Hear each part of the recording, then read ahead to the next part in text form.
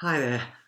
As I'm recording this, we are just going into week 5 of lockdown here in the UK, and I'm noticing an awful lot of activity that is focused around marketing and around achieving sales, and that's perfectly sensible.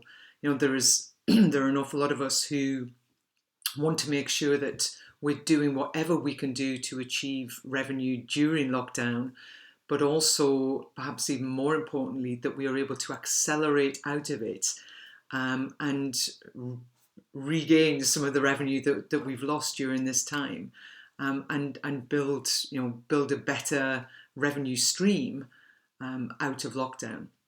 So, as I say, an awful lot of attention and focus going on to building robust marketing and sales systems, platforms, lead magnets, getting our email sequences all right, being, getting brochures in place, loads of, sort of marketing-led activities. And I guess my question is, what happens when that all works? When I was hiring my first salesperson, lovely guy, Rob, who was helping me, said, "So, how much business do you want?" Because once you turn on the taps, it's very difficult to turn them off. It's not that easy to turn the taps off. So, what does a flood look like to you, and how much of a flood can you cope with? And I guess that's my question to you. When your marketing works, and it will because you're putting so much effort into getting it right, making it work for you, when it works, what's going to break first? What's going to break first in your operation? The marketing guys are always rightly telling us to focus on not just getting leads, but looking after those leads, following up, nurturing them, making sure that we keep them warm and build the temperature to hot, that we do everything we can with the leads. So I imagine that you're working hard to make sure that everything's in place for you to be able to do that. So that is going to lead to a real influx of business for you. If you treat it right, it will.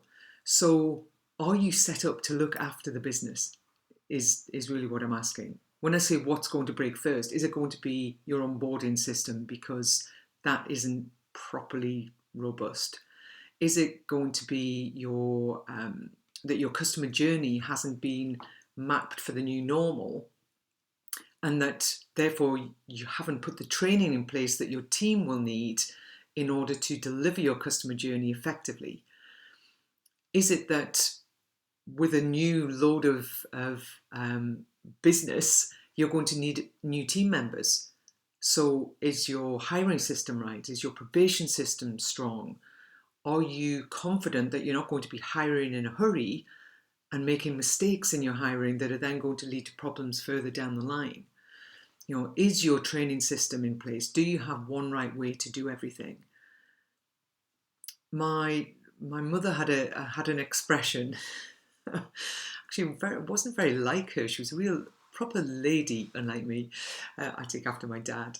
But she had this expression: all fur coat and no knickers.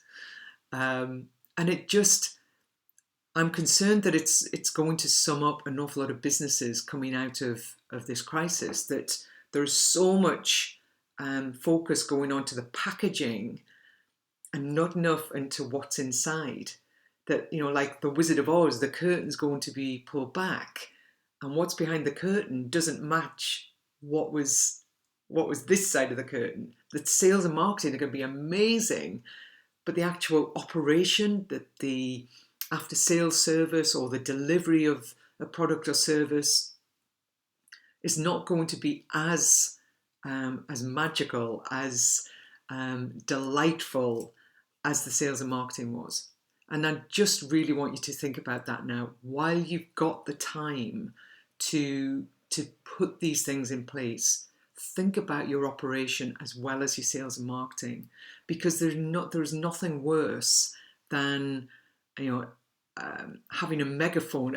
Somebody once said to me that marketing is like a megaphone for your business.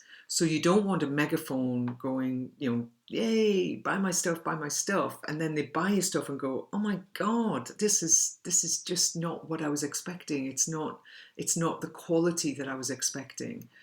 It's so important that that what comes after the sales and marketing is just amazing. It's delightful. It's systemized. Everything is consistent. That a customer who buys whatever it is that you sell has a wonderful experience, so that they're telling their friends, because we all know that referrals are so valuable. If you could build I know a couple of people who've built a huge business just on referrals. Wouldn't that be amazing? If you could just have such an amazing operation, delivered such an exceptional experience, that you didn't ever need to do marketing again. Of course, you would always want to, and you will always have to do sales, I know that. But wouldn't it be amazing? And are you even giving it any attention now? So there's my challenge to you for this week. Think about what is below the fur coat. Think about what's behind the curtain. Does it match your sales and marketing? And are you giving it any attention?